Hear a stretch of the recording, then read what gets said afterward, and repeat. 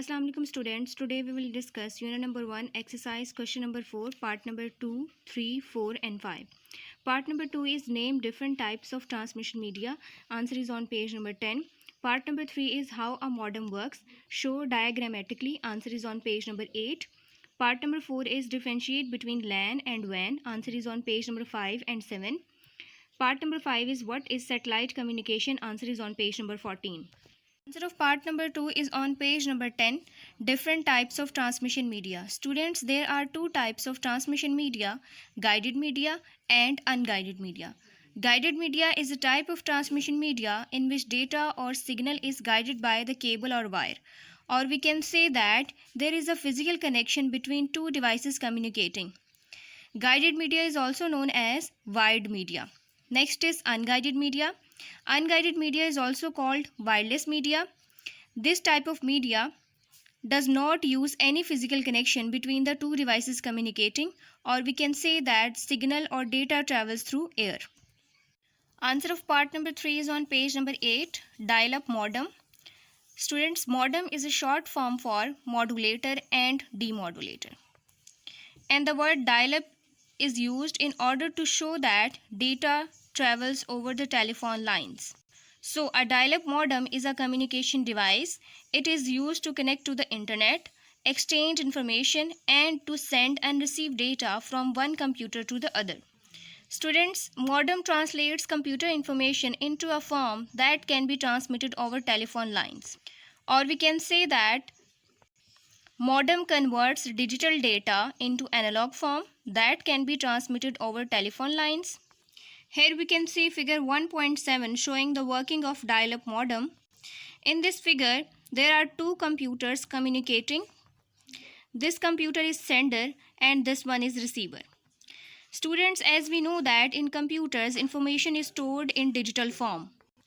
So this sender computer sends information into digital form to the modem. This modem converts the digital signals into analog signals that can travel over telephone lines.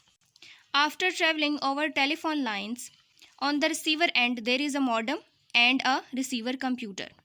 This modem receives the analog signal and converts this analog signal into digital form. After the conversion, this digital form is sent to the receiver computer. The conversion of digital signals to analog signals is called modulation, and the conversion of analog signals to digital signals is called demodulation. Students, a modem can be located inside or outside the computer. Here in figure 1.8 we can see two types of modem, this one located inside the computer and this one located outside the computer. Next, part number 4 is differentiate between LAN and WAN. LAN is on page number 5. LAN or local area network is a type of network that is limited to a small geographic area. This area can be an office, can be a building, or can be multiple buildings inside a campus. LAN can be a wired network or wireless network. As LAN is confined to a small geographic area, so the maintenance of LAN is not difficult. Due to this reason, LANs are owned by one organization. Example of a LAN can be office network and school computer lab. Next is WAN. WAN is on page number 7. WAN or wide area network is a type of network that is confined to large geographic area. This area can be a state, province, country or the whole world. WANs often connect multiple smaller networks like LANs and MANs. Or we can say that smaller networks like LANs, MANs join together to form a WAN.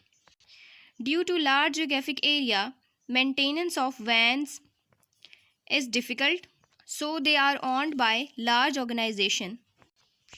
Best example of WAN is internet.